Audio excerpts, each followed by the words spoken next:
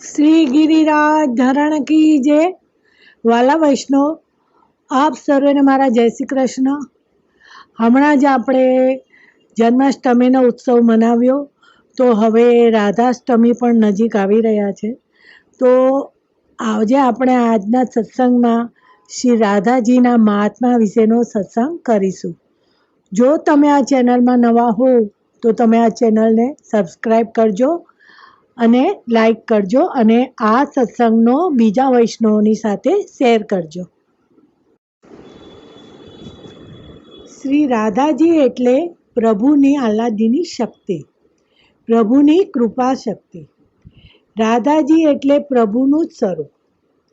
રાધાજીના ગુણગાન સાંભળવાનો મનોરથ તો આપણા શ્રી ગિરિરાજ બાવાનો છે. કારણ કે શ્રી ગિરિરાજ બાવા એ રાધાજીના મનોરથનું સ્વરૂપ છે. શ્રી ગિરિરાજ બાવા શ્રી રાધાજીનો મનોરથ કેવી રીતે છે? તો કહે કે એક ગોલોકધામમાં એક વખત શ્રી ઠાકોરજી બિરાજતા હતા. સામે શ્રી રાધાજી નૃત્ય કરી રહ્યા હતા. નૃત્ય એટલું તો સુંદર હતું કે પ્રભુ પણ એ નૃત્યના દર્શનથી ધન્ય થઈ ગયા અને કહેવા લાગ્યા, વાહ વાહ, આવા સુંદર નૃત્યનું દર્શન મેં કોઈ દિવસ કર્યું નથી. જેમ જેમ ઠાકોરજી નૃત્યની પ્રશંસા કરે તેમ તેમ રાધાજીને વધારે ને વધારે નૃત્ય કરવામાં આનંદ આવે.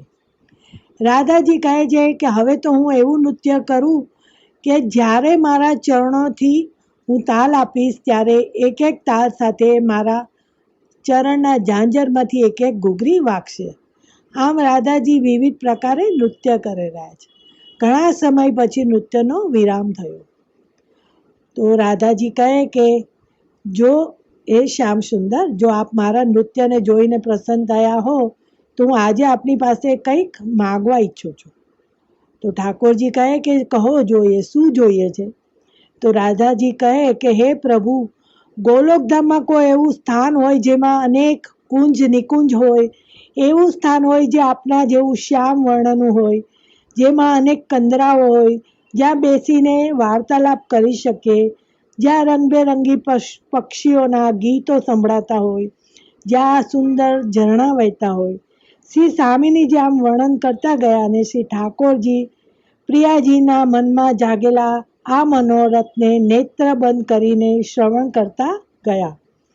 જેવું વર્ણન પૂરું થયું કે શ્રી ઠાકોરજીએ નેત્ર ખુલ્યા, અને જેવા નેત્ર ખુલ્યા કે પ્રભુના હૃદયમાંથી એક તેજપુંજ પ્રગટ થયો. ગોલોકધામની ભૂમિને સ્પર્શ કરીને એ તેજપુંજ વિશાળ સ્વરૂપ ધારણ કરી લીધું. 100 યોજનની લંબાઈ ગઈ. હવે પ્રભુએ પોતાનો સ્પર્શ કરીને એને સ્થિર કર્યો. એમાં 100 શિખર બન્યા. એનું નામ પડ્યું ગિરિરાજ. આમ ગિરિરાજ બાવા એ કોઈ બીજું કોઈ નહીં પણ શ્રી સ્વામિનીજીના મનમાં જાગેલો મનોરથ છે. જ્યારે પણ આપણે શ્રી ગિરિરાજ બાવાના દર્શન કરવા જઈએ ત્યારે એમ ન માનવું કે આપણે કોઈ પર્વતના દર્શન કરીએ છીએ, પણ આપણે તો એવું જ માનવું કે આપણે શ્રી સ્વામિનીજીના મનોરથને જોઈ રહ્યા છે. હવે બ્રહ્માજીએ 60,000 વર્ષો સુધી પુષ્કરમાં જઈને તપસ્યા કરી ત્યારે ભગવાને પ્રસન્ન થઈને કંઈક માગવાનું કહ્યું. તો બ્રહ્માજીએ માગ્યું કે શ્રી રાધાજીના ચરણારવિંદના મને દર્શન થાય. આમ જેમના ચરણારવિંદના દર્શન માટે બ્રહ્માજીને પણ 60,000 વર્ષો સુધી તપ કરવું પડે તો પણ એ ચરણના દર્શન સુલભ ન હોય, એવા શ્રી રાધાજીના ગુણગાન તો આપણે તો શું કરી શકીએ. આ રાધાજી કોણ છે? કે જેમને આધીન સ્વયં ભગવાન પણ છે. તો કે આપણે મસ્તક પર જે તિલક કરીએ છે તે શું છે? શ્રી ઠાકોરજીના એ ચરણ ચિહ્ન છે. પણ જે શ્રી ઠાકોરજી પોતાના મસ્તક પર ધારણ કરે તે શ્રી રાધાજીના ચરણ ચિહ્ન છે. એટલે જે ચરણારવિંદને પ્રભુ પોતાના મસ્તક ઉપર ધારણ કરે છે અને વળી ધારણ કરીને પ્રભુ ધન્ય પણ થઈ જાય છે. હવે જેમ એક કોરો કાગળ હોય તેના પર કોઈ સરકારી સહી સિક્કા થાય તો તેનું મૂલ્ય વધી જાય છે. તેમ પ્રભુ કહે છે કે હું તો રસરૂપ છું. જ્યારે રાધાજીના ચરણ મારા મસ્તક પર બિરાજે છે ત્યારે હું પુષ્ટ થાઉં છું અને પુષ્ટિ લીલા કરવા માટે હું સામર્થ્યવાન બનું છું. હવે અ, રાધાજી એમ કહે છે કે સમજો કે એક મોટો રાજા હોય, એને રાજાને તો બધા જ જાણતા હોય, એનું ગુણગાન તો સૌ કોઈ કરી શકે, પણ જે રાજાની રાણીના ગુણગાન કોણ કરી શકે? કે એ જ કરી શકે કે જેને રાજાએ પોતાના અંતઃપુરમાં આવવાની આજ્ઞા આપી હોય. તો તેવી રીતે પ્રભુ દરેક જણ માટે સુલભ છે. પ્રભુને તો બધા જાણે જ છે, પણ બધા પ્રભુના ગુણ ગાય છે, પરંતુ રાધાજીના ગુણગાન તો તે જ કરી શકે કે જેને પ્રભુએ પોતાના અંતઃપુરમાં પ્રવેશ આપ્યો છે, જેના ઉપર પ્રભુએ ભરોસો લીધો છે. એટલે તે જ વ્યક્તિ રાધાજીના ગુણગાન કરી શકે છે. આ રાધાજી કોણ છે? કે જેમને આધીન સ્વયં ભગવાન પણ છે. તો કે આપણે મસ્તક પર જે તિલક કરે છે તે શું છે? શ્રી ઠાકોરજીના એ ચરણ ચિહ્ન છે. પણ જે શ્રી ઠાકોરજી પોતાના મસ્તક પર ધારણ કરે તે શ્રી રાધાજીના ચરણ ચિહ્ન છે. એટલે જે ચણારવીને પ્રભુ પોતાના મસ્તક ઉપર ધારણ કરે છે અને વળી ધારણ કરીને પ્રભુ ધન્ય પણ થઈ જાય છે. હવે જેમ એક કોરો કાગળ હોય તેના પર કોઈ સરકારી સહી સિક્કા થાય તો તેનું મૂલ્ય વધી જાય છે. તેમ પ્રભુ કહે છે કે હું તો રસરૂપ છું. જ્યારે રાધાજીના ચરણ મારા મસ્તક પર બિરાજે છે ત્યારે હું પુષ્ટ થાઉં છું અને પુષ્ટિ લીલા કરવા માટે હું સામર્થ્યવાન બનું છું. હવે રાધાજી એમ કહે છે કે સમજો કે એક મોટો રાજા હોય, એને રાજાને તો બધા જ જાણતા હોય, એનું ગુણગાન તો સૌ કોઈ કરી શકે, પણ જે રાજાની રાણીના ગુણગાન કોણ કરી શકે? કે એ જ કરી શકે કે જેને રાજાએ પોતાના અંતઃપુરમાં આવવાની આજ્ઞા આપી હોય. તો તેવી રીતે પ્રભુ દરેક જણ માટે સુલભ છે.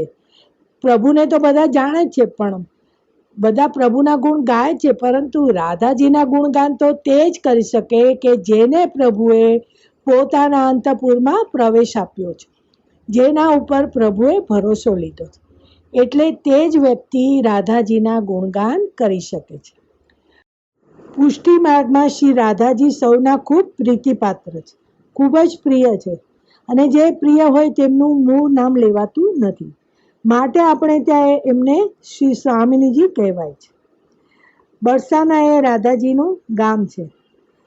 તો વરસાના એટલે કોઈ વ્રજનો ભાગ નહીં, પણ બરસાના એટલે પ્રભુને કરવામાં આવેલી વિનંતી કે પ્રભુ આપકી કૃપા બરસાના, आपकी रस वृष्टि कृपा वृष्टि, आपकी स्नेह वृष्टि बरसाना. તો જ્યારે પણ રાધાજી જ્યારે જન્મ્યા ત્યારે એમણે 2 વર્ષ સુધી પોતાની આંખો ખોલી ન હતી, કારણ કે જેને માટે તે જોવા આવ્યા હતા તે હજુ સુધી ભૂતલ પર પ્રગટ થયા નહોતા, એટલે કે શ્રી કૃષ્ણ. જે સ્વરૂપના દર્શન કરવા એ આવ્યા હતા તે તો હજી સુધી ભૂતલ પર આવ્યા જ નથી. તો જ્યાં સુધી તેઓ ન પ્રગટે તો આ કન્યા નેત્ર કેવી રીતે ખોલે? કારણ કે પ્રભુ ચંદ્ર છે તો આ ચકોરી છે, અને એ દીપક છે તો આ પતંગ છે, માટે એકબીજા વગર તેઓ અધૂરા છે. તો 2 વર્ષ પછી રાધાજીએ પોતાના જ્યારે નેત્રો ખોલ્યા, ક્યારે ખોલ્યા? તો કે છે કે જ્યારે ત્યાં સુધી રાવળ ગામમાં નંદ મહોત્સવની વધાઈના સૂર પહોંચ્યા કે નંદ ઘેર આનંદ ભયો, જય કનૈયા લાલથી, એ શબ્દો રાવળ ગામ સુધી પહોંચ્યા. ત્યારે એ રાધાજીના કાનમાં આ શબ્દો પડ્યા, ત્યારે સાંભળતા જ રાધાજીએ પોતાના નેત્રો ખોલ્યા અને તેમને લાગ્યું કે હવે એમનું પદાર્પણ ભૂતલમાં થયું છે. એ જાણતા જ તેમણે પોતાના નેત્રો ખોલ્યા. હવે રાધાજીનું સ્વરૂપ કેવું છે? તો એમ કે છે કે જેનું ગુણગાન કરતા આપણા શ્યામ સુંદર વિવશ થઈ જાય, અને એક બાળક જેમ રમકડા માટે જોર જોરથી રડે તેમ 125 વર્ષની વયે આપણા દ્વારકાધીશ એ રાધાને માટે રડે. તો એ રાધાજી કેવા હશે વિચાર કરીએ આપણે. તો રાધાજી કહે છે પરમધન રાધા નામ આધાર, કે वेद मंत्र और जंत्र तंत्र में यही कियो निर्धार કે રાધા એ તો સૌનો આધાર છે. વેદ મંત્ર જંત્ર તંત્ર બધાએ નિશ્ચિત રીતે કહ્યું છે કે સર્વ જીવોનો આધાર, કૃષ્ણ ભક્તોનો આધાર જો કોઈ છે તો એ રાધા છે. શ્રી સુખદેવજીએ પણ ભાગવતમાં શ્રી રાધાજીનું નામ પ્રગટ કર્યું નથી. કારણ કે જો સુખદેવજી ભાગવતમાં શ્રી રાધાજીનું નામ પ્રગટ કરે તો સુખદેવજીને સમાધિ લાગી જતી હતી 6 મહિનાની, અને એ સમાધિમાં લાગી જાય તો શ્રી ભાગવત કોણ કરે? એટલે સુખદેવજીએ પણ રાધાજીનું આ ભાગવતમાં એમનું નામ પ્રગટ કર્યું નથી. હવે એમ કહે છે કે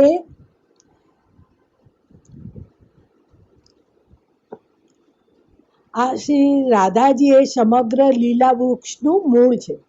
જેમ વૃક્ષનું મૂળ હોય ત્યારબાદ તેના પર થડ, શાખાઓ, ફળ, ફૂલ હોય, તેમ સમગ્ર લીલા વૃક્ષનું ફળ શ્રી કૃષ્ણ છે, તો શ્રી મૂળ શ્રી રાધા છે. હવે પ્રશ્ન એ થાય કે જ્યારે કોઈ વૃક્ષ ઉગે ત્યારે પહેલાં મૂળ આવે કે ફળ આવે? તો પહેલાં મૂળ હોય. તેથી જ ભગવાનના પ્રગટ થતાં પહેલાં 2 વર્ષ પૂર્વે શ્રી રાધાજી પ્રગટ થયા. કારણ કે મૂળ હશે તો ફળ આવશે. મૂળ વગર કદી ફળ આવી શકતા નથી. એટલા માટે કહ્યું છે કે રાધાજીનું નામ અગાધ છે, સર્વસારનો સાર છે. માટે સુખદેવજી મહારાજે પણ આ નામને અપ્રગટ રાખ્યું છે. શ્રી ઠાકોરજીએ અનેક રૂપ ધારણ કર્યા, અનેક અવતાર લીધા, 24 અવતાર લીધા, પણ રાધાજીએ કોઈ અવતાર લીધો હોય એવું આપણે સાંભળ્યું નથી. ભગવાને આટલા બધા અવતાર એટલા માટે લીધા કે કોઈ અવતારમાં તો હું રાધાજીનો પાર પામી શકીશ, એમના સ્વરૂપને જાણી શકીશ. રાધાજીના સ્વરૂપને જાણવા માટે કોઈ વાર રામ બનીને આવ્યા, વામન બનીને આવ્યા, ઘનશ્યામ બનીને આવ્યા, કોઈ વાર નરસિંહ બનીને આવ્યા. 24 અવતાર લીધા, પણ આજ સુધી નંદનંદન રાધાજીનો પાર પામી શક્યા નથી. તો આપણે તો એમના સ્વરૂપને કેવી રીતે સમજી શકીએ? હવે જ્યારે આપ રાધા સ્વરૂપ, જ્યારે કૃષ્ણ એક રાધાજીનું ચિંતન કરતાં કરતાં રાધા સ્વરૂપ થઈ ગયા, ત્યારે એમના મુખમાંથી 16 નામોનું શ્રવણ જેને કરાવ્યું હોય એને આજ્ઞા કરી કે આ રાધાજીનું ચિંતન કરતાં કરતાં મારા હૃદયમાં એમના માટે ખૂબ તાપ વધ્યો છે અને હું ભૂલી ગયો છું કે હું કૃષ્ણ છું, હું પોતાને જ રાધા માનીને બેઠું છું. તો એમના મુખમાંથી આ 16 નામો સરી પડ્યા કે પહેલું જે નામ એમના મુખમાંથી સરી પડ્યું હતું એ છે શ્રી રાધા. બીજું નામ રાસેશ્વરી, પછી હે રસિકેશ્વરી, પછી કૃષ્ણ પ્રાણાધિકા, પછી કૃષ્ણ પ્રિયા, પછી કૃષ્ણ સ્વરૂપિણી, પછી કૃષ્ણ વામાંગ સંભૃતા, પછી પરમાનંદ રૂપિણી, પછી કૃષ્ણા, પછી વૃંદાવની, અને પછી વૃંદાવન વિનોદિની, પછી ચંદ્રાવતી, પછી ચંદ્રકાંતા અને શતચંદ્ર નિભાનના. આ રાધાજીના 16 નામો ઠાકોરજીના મુખમાંથી સરી પડ્યા.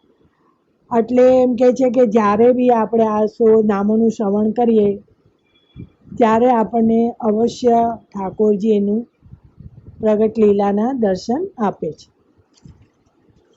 તો એ કહે છે કે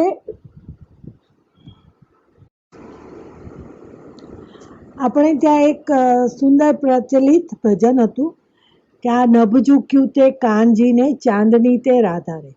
હવે એવી રીતે દરેક લાની સરખામણી કરી છે કે આ સરોવર જલ તે કાનજીને, પોયણી તે રાધા રે. આ બાગ ખીલ્યો તે કાનજીને, લહેરી જતી તે રાધા રે. આ પર્વત શિખર તે કાનજીને, કેડી ચડે તે રાધા રે. આ ચાલ્યા ચરણ તે કાનજીને, પગલી પડે તે રાધા રે. આ કેશ ગૂંથ્યા તે કાનજીને, સેથી પૂરે તે રાધા રે. આ દીપ જલે તે કાનજીને, આરતી તે રાધા રે.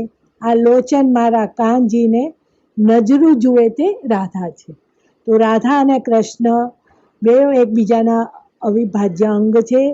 તેઓ એકમેકમાં હંમેશા સમાયેલા છે. રાધા અને કૃષ્ણ અલગ છે જ નહીં. તો હવે એક વખત શ્રી રાધાજીના કહેવાય છે કે ચરણોમાં જવનું ચિહ્ન છે, અને એ ચિહ્નમાંથી જ શ્રી ગિરિરાજજીનું પ્રાગટ્ય થયું છે. એ જ ગિરિરાજજીને ઠાકોરજીએ પોતાની ટચલી આંગળી ઉપર ધારણ કર્યા અને કહ્યું કે રાધાજી, મેં તો આટલા મોટા ગિરિરાજજીને ઉઠાવી લીધા. એ તો દુનિયાના લોકોને દેખાડવા માટે જ મેં ઉચક્યા છે. ગોવર્ધનને મેં ઉઠાવ્યા છે, પણ ખરેખર તો ગિરિરાજજીને આપે ઉઠાવ્યા. તો રાધાજીએ એટલા માટે શ્રી ગિરિરાજજીને ઉઠાવ્યા કે પ્રભુને શ્રમ ન પડે. આમ જે લીલાઓ પ્રભુએ કરી લીધી એ બધી જ લીલાઓ શ્રી રાધાજી કરે છે. આમ રાધાજીના અનેક ગુણો છે, એમની અનેક લીલાઓ, અદ્ભુત લીલાઓ છે. પણ આ સત્સંગમાં અમુક સમય મર્યાદાને લીધે બધી જ લીલાઓ આવરી શકાય એમ નથી. તો આપણે આજના આ સત્સંગમાં શ્રી રાધાજીના ચરણોમાં નતમસ્તક વિનંતી કરીએ કે હે રાધેજી, કંઈક અમારા પામર જીવ પર આપ આપની કૃપા વર્ષાવો, અમને આપની લીલામાં સમાવિષ્ટ કરો. એ જ અભ્યર્થના સાથે આજનો સત્સંગ શ્રી ઠાકોરજીના ચરણોમાં સમર્પિત કરું છું. બોલો શ્રી વલ્લભાધીશ કી જય.